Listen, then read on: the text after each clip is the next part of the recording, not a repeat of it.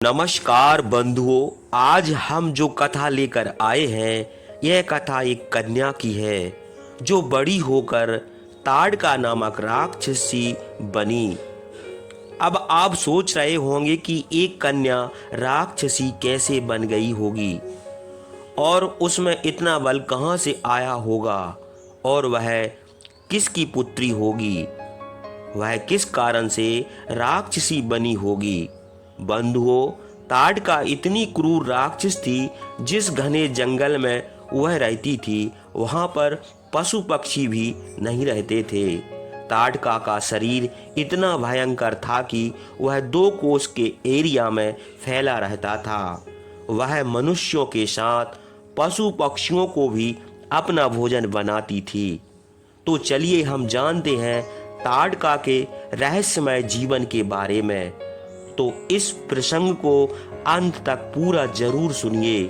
अगर आप रामायण प्रेमी हैं तो वीडियो लाइक एवं चैनल को सब्सक्राइब भी कर दीजिए। तो बगैर देर करते हुए कथा को सुनते हैं। बात उस समय की है जब राम लक्ष्मण महर्षि विश्वामित्र के साथ एक घने जंगल से गुजरते हुए जा रहे थे। तभी भगवान श्री राम ने महर्षि विश्वामित्र से पूछा, हे महर्षि, मैंने तो सुना है कि यक्ष जाति बलवान नहीं होती, फिर इस ताड़का नामक स्त्री को 1000 हाथियों का बल कहाँ से मिला है। महापराक्रमी रामचंद्र की यह बात सुनकर विश्वामित्र ने प्रसन्न होकर कहा, ताड़का के बलवती होने का कारण बतलाता हूँ। सुनो, वह अबला वरदान के प्रभाव से इतनी बलवती हो गई थी। प्राचीन समय में सुकेतु नाम का एक बड़ा बलवान सदाचारी यक्ष था। उसके कोई संतान नहीं थी, इसलिए वह संतान के निमित्त तपस्या करने लगा। उसकी तपस्या से प्रसन्न होकर ब्रह्मा ने उसे ताड़का नाम की कन्या दी। महायशस्वी ब्रह्मा ने सुकेत को पुत्र नहीं दिया, किंतु कन्या ताड़का को 1000 हाथी का बल दिया। जब वह सुंदरी कन्या युक्ति हुई तब सुकेतु ने जम्ब के पुत्र सुंद के साथ उसका विवाह कर दिया। कुछ दिनों बाद ताड़का ने मारीच नाम का बड़ा बलवान पुत्र उत्पन्न किया। मारीच साप के कारण राक्षस हो गया। महर्षि अगस्त ने सुंद को साप देकर मार डाला। इस कारण ताड़का और उसका पुत्र मारीच उनको मार डालने की घात में रहने लगा। जब ताड़का और मारीच दोनों क्रोध करके गरज कर महर्षि अगस्त को खा जाने के लिए उनकी ओर झपटे, तब उन्होंने मारीच को शाप दिया कि तू राक्षस हो जा। महर्षि ने क्रोध होकर ताड़का को भी शाप दिया कि तू मनुष्य का भक्षण करने वाली है, इसलिए तू भी भयानक रूप धारण कर। इस शाप से ताड़का को भी बड़ा क्रोध हुआ और वह इस देश को उजाड़ने लगी, क्योंकि पहले महर्षि अगस्त का आश्रम यहीं था। हे रामचंद्र, गो ब्राह्मण के हित के लिए उस बलवती दुष्टा दुराचारणी राक्षसी को तुम मार डालो। हे रघुनंदन, तुम्हारे सिवा तीनों लोकों में दूसरा कोई मनुष्य उसे नहीं मार सकता। हे पुरुष श्रेष्ठ, तुम स्त्री समझकर उसका वध करने में घृणा ना करो। राजकुमार का कर्तव्य है कि चारों वर्णों के हित का काम करे।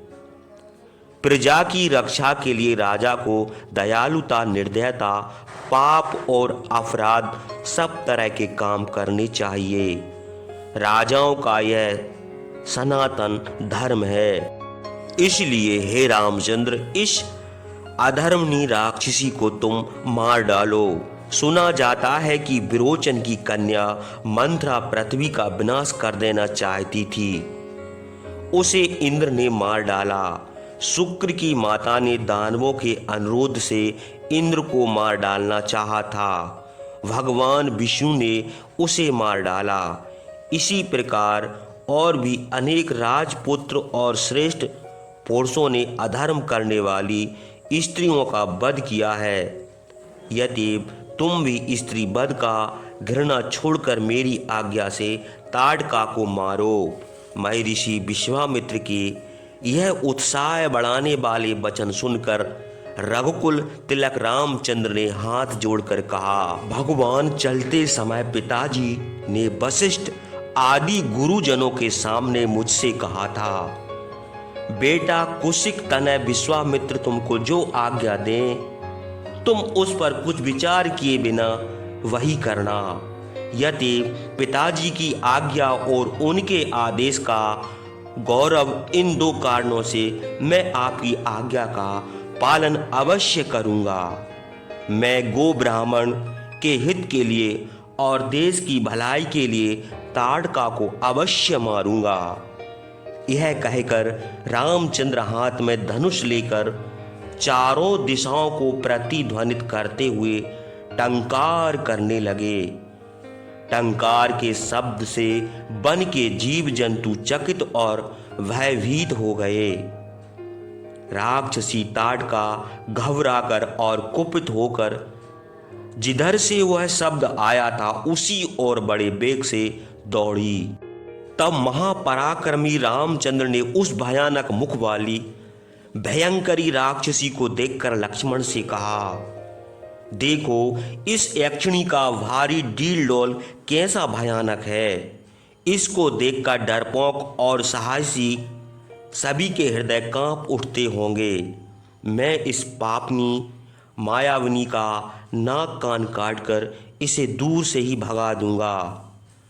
कहो तो इसकी आकाश आदि में जाने की गति और दूसरों को परास्त करने की शक्ति भी नष्ट कर दूं, किंतु यह स्त्री है इसलिए मैं इसका वध करना नहीं चाहता। उसी समय ताड़का बड़े क्रोध में गरजती हुई दोनों हाथ फैलाकर रामचंद्र की ओर बड़े वेग से झपटी। महर्षि विश्वामित्र ने हुंकार करके उसे डांट दिया और तुम्हारी विजय हो कहकर रामचंद्र और लक्ष्मण को आशीर्वाद दे दिया। ताड़का आकाश में धूल उड़ाकर दोनों वीरों को मोहित करके माया जाल फैलाकर पत्थर बरसाने लगी। तब रामचंद्र ने क्रोध होकर बाणों से राक्षसी की शिला वृष्टि रोक दी और उसके दोनों हाथ काट डाले। हाथों के कटने और थक जाने पर भी वह रामचंद्र के सामने आकर गरजने लगी। तब लक्ष्मण ने कुपित होकर उसकी नाक और कान काट डाला। उसके बाद कामरूपिणी ताड़का अनेक प्रकार के रूप धारण करके छिपकर राक्षसी माया से रामचंद्र और लक्ष्मण को मोहित करके पत्थर फिर बरसाने लगी और क्रोध होकर युद्ध भूमि में घूमने लगी। यह देखकर विश्वामित्र ने रामचंद्र से कहा, बेटा तुम स्त्री समझकर इस पर दया ना करो। यज्ञ का विनाश करने वाली यह पापन क्रमशः अपनी माया बढ़ा रही है।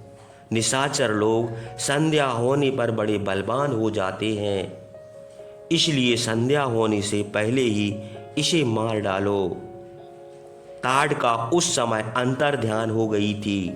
रामचंद्र ने उसका शब्द सुनकर वाण मारने का निश्चय किया और झट बाणों से उसे रोक दिया। तब राक्षसी प्रकट हो गई और गरजकर रामचंद्र की ओर दौड़ी। रामचंद्र ने उसे वज्र के समान बड़े वेग से आती हुई देखकर उसकी छाती में एक ऐसा बाण मारा कि वह पृथ्वी पर गिरकर उसी दम मर गई। उस समय इंद्र आदि देवता आकाशीय घोर युद्ध देखते थे। वे ताड़का की मृत्यु देखकर रामचंद्र की प्रशंसा करके बड़े हर्ष से महर्षि विश्वामित्र से बोले, हे तपोधन आपका कल्याण हो।